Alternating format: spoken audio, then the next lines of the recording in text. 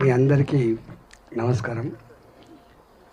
నేను అశోక్కి నంబర్లు అడిగిన, ఆ మిత్రుల పేర్లు ఫోన్ నెంబర్లు పెట్టవా నేను మాట్లాడుకుంటాను.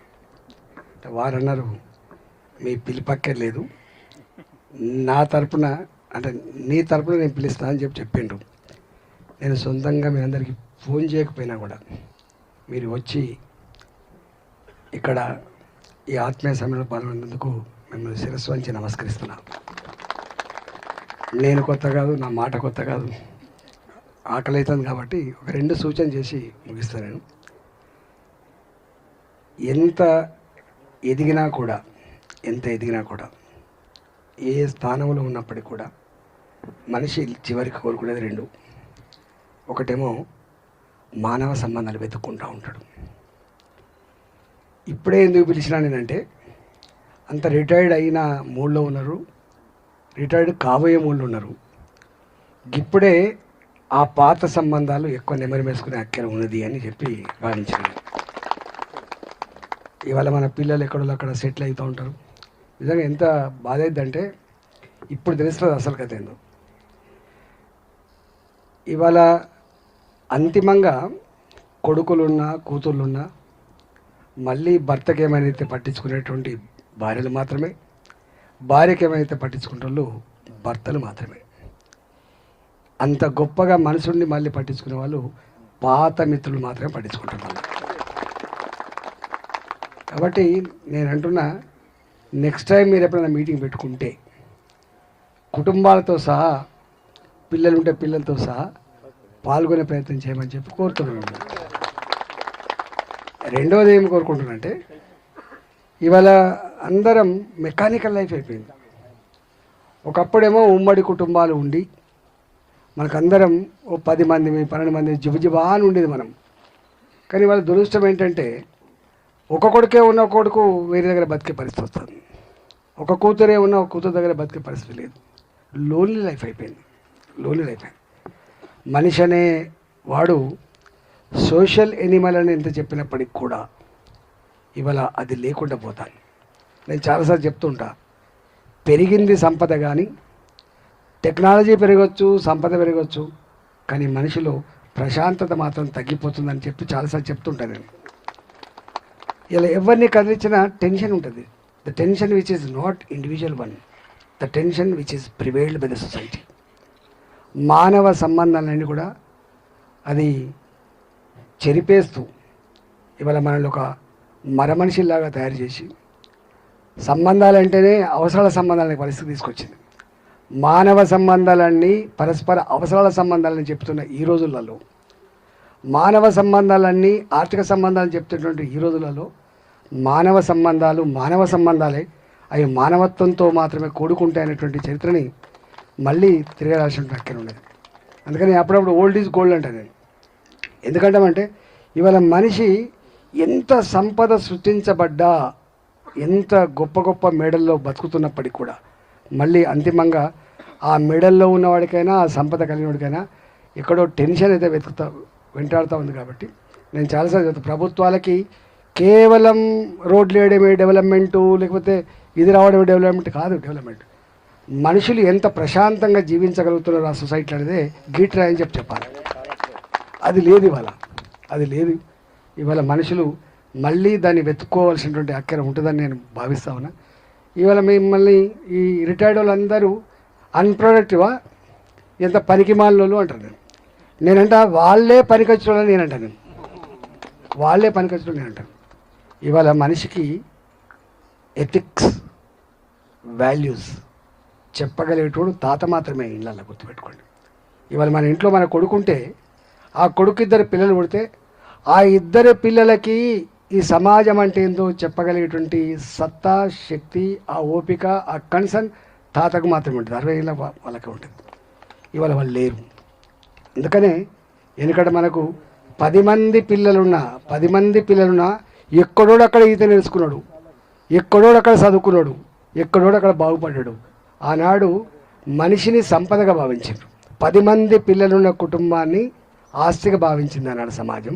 ఇవాళ 2 పిల్లలు ఉన్నప్పటికీ కూడా భారంగా భావిస్తుంది సమాజం. ఎందుకు ఆలోచన చేసుకోవాలి. ఇవాళ ఆ ఇద్దరికి కూడా కొడుకుకు పెళ్లి చేస్తావో లేదో తెలియదు, కూతురు కూడా పెళ్లి చేస్తావో తెలియని పరిస్థితి వచ్చింది. ఏమైపోద్దో అనే ఆందోళన ఉంటుంది. ఇవాళ మనం చూస్తున్నాం, సారు కొట్టినా భరించిన మనం, అమ్మ కొట్టినా భరించిన మనం, నాన్న కొట్టినా భరించిన మనం. కానీ ఇవాళ ఒక్క దెబ్బ కొడితే వాడు సూసైడ్ చేసుకుంటా అని చెప్పే పరిస్థితి వచ్చింది. మనం 10వ తరగతి లోపు హైదరాబాదుకు ఇంతకుముందు మన్సూర్ రెడ్డి గారు చెప్పినట్టుగా అన్నీ పట్టుకొని వస్తే కూడా బస్సు దాకా వచ్చి మన అమ్మ ఏడ్చి బిడ్డ జాగ్రత్త బిడ్డ అని పోయేటోళ్ళు ఉండేది. కానీ కాలేజీ దాకా మాత్రం రాకపోవు. కానీ ఇవాళ ఇంజనీరింగ్ చదివే పిల్లగాడికైనా, డాక్టర్ చదివే పిల్లగాడికైనా వాడు ఏ రూపంలో ఉన్నా మళ్ళీ నాన్నొచ్చి తల్లి వచ్చి ఆ కాలేజీ దాకా పడగొట్టే పరిస్థితి వచ్చింది. వాడికి మార్కులు వచ్చిండొచ్చు, వాడికి మంచి ఉద్యోగం వస్తుండొచ్చు, కానీ వారి మానసిక స్థితి మాత్రం ఎదుగని పరిస్థితి కనపడుతుంది సమాజంలో. ఇవాళ అలాంటి వాటి మీద ప్రభుత్వాలు ఎందుకో దృష్టి సారిస్తలేవు. ఇవాళ మనం చూస్తూ ఉన్నాం, ఎక్కడ చూసినా గంజాయి, ఎక్కడ చూసినా హెరాయిన్, ఎక్కడ చూసినా మాదక ద్రవ్యాలు.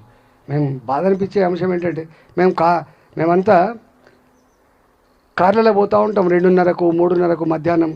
మాకు ఇంకా అప్పటికి భోజనం, మేము తిరగాలని చెప్పి పోతుంటే ఆ చదువుకున్న పిల్లగాళ్ళు ఆ యాప్ చెట్టు కింద కూర్చొని ఎండాకాలంలో సించెట్ల కింద కూర్చొని వాడు మంచిగా బీరు తాగుంటే బాయ్ బాయ్ సార్ అంటాడు.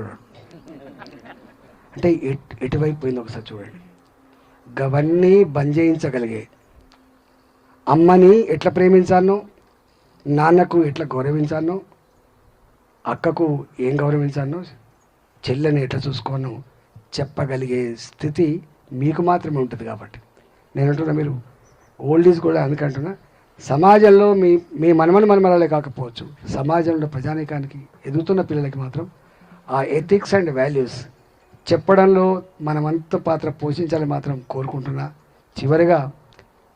చివరిగా రాజకీయ నాయకులు ఉంటారు పోతారు, పెద్ద ఇష్యూస్ కాదు. కానీ నేను మా కొండలరావు చెప్పినట్టుగా నేను విద్యార్థి ఉన్నప్పుడు ఎట్లున్నానో ఇవాళ వరకు గట్టిగా ఉండాలనుకుంటున్నాను. నేను నా భాషలో మార్పు రాదని కోరుకుంటా, నా వేషభూషణలో మార్పు రాదని కోరుకుంటా. అప్పుడు అడుక్కునేది, ఇప్పుడు కూడా మంత్రి అయిన తర్వాత కూడా అప్పుడప్పుడు వీటి కోసం నేను సాయం చేస్తామని చెప్పి అడుగుతున్నాను. ఇంకా పిల్లలు చదువుకుంటాను నేను సాయం చేస్తామని చెప్పి అడుగుతాను. నేను ఇవాళ చెమటను నమ్ముకున్నాను, నేను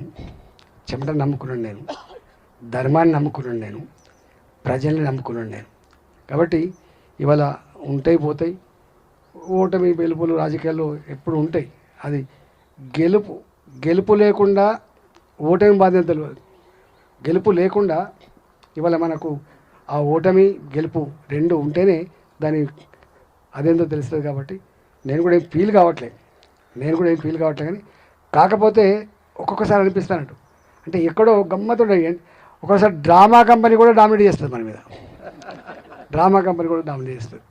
దాన్ని ఛేదించగలిగేటోళ్ళు మళ్ళీ మేధావులు, విద్యార్థులు, యువత ఛేదించే అక్కడ ఉంటుంది. కాబట్టి డెఫినెట్గా నేను మాత్రం ఒక్క హామీ ఇస్తున్నాను, మీకు ఎక్కడ నేను మా హుజరాబాద్లకి ఇప్పుడు అంటున్నారు అన్న, మేము ఎక్కడికి పోయినంత గౌరవం ఉండేది మాకు హుజరాబాద్ పేరు చెప్పుంటే, ఇవాళ తిడుతున్నారు అని చెప్తున్నారు. మా వాళ్ళంతా తిడుతున్నారని చెప్తున్నారు. నేను మీకు మాత్రం ఒక మాట ఇస్తున్నా, మిత్రుడుగా నాలాంటి వాడి పేరు చెప్పుకున్నప్పుడు మీకు ఇంత గౌరవం పెంచే ప్రయత్నం చేస్తా, నా చరిత్ర గట్టిగా తెలిపే ప్రయత్నం చేస్తా తప్ప అరే గాయనట్లని మిత్రుడు అని చెప్పుకునే పరిస్థితి చేయను. నేను చాలాసార్లు చెప్తుంటాను నా ఉపన్యాసాలలో మీరు ప్రజలకి, హుజరాబాద్ ప్రతిష్టని గౌరవాన్ని నిలిపే ప్రయత్నం చేస్తా తప్ప మచ్చతేనని చెప్పేది మా హుజరాబాద్కు. అంటే రాజకీయాలు కూడా ఎందుకో మెల్లమెల్లగా సామాన్యులకి సేవ చేసేటువంటి భాగ్యాన్ని దూరం చేస్తున్న విషయాన్ని మనం చూస్తూ ఉన్నాం. ఆత్మగౌరవం వెలగట్టే పరిస్థితి ఎప్పుడు చూసినాం మనం. నీ ఓటుకు వెలగడ్డం అంటే నీ ఆత్మగౌరవానికి, నీ స్వేచ్ఛకి, నీ ఆలోచన వెలగడుతున్నటువంటి భావన లేకుండా పోయింది. అందుకనే ఇవాల్టి మన కర్తవ్యం అయ్యో మనకేమైందిలే అనే కాన్సెప్ట్ కాకుండా మన కళ్ళ ముందున్న ఈ సమాజంలో మనవంతు కూడా కొంత గొప్ప దాన్ని మంచి మార్గంలో పెట్టే ప్రయత్నం చేసేటువంటి అవకాశం మీ చేతులు ఉందని చెప్పి భావిస్తున్నాను. ఇవాళ వారు చెప్పినారు జీవితాంతం కొట్టాడు. జీవితాంతం కొట్టాడాల్సిందే.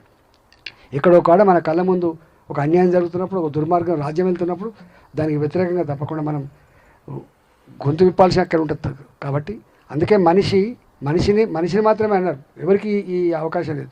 మానవ జన్మ అత పవిత్రమైందని చెప్పి ఎందుకంటారంటే గిన్నికే అంటారు, అంటే మనిషి ఒకరి గురించి ఆలోచించేవాడు కాబట్టి మీరు రాబోయే కాలంలో తప్పకుండా 6 నెలలకోసారో 3 నెలలకోసారో పని పెట్టుకొని ఇట్లాంటి సమావేశాలు నిర్వహించాలని చెప్పి కోరుకుంటూ దీని పరిధి ఇంకా విస్తరించి ఇంకా ఎక్కువ మందిని యాడ్ చేసుకొని ముందుకు పోవాలని చెప్పి కోరుకుంటూ నేను పిలవకపోయినప్పటికీ కూడా నా మీద గౌరవంతో మీరు వచ్చిన మీ అందరు కూడా పేరు పేరున అంటే నా వంతుకు అశోక్ పిలిచిండు సుమా పిలవడంటే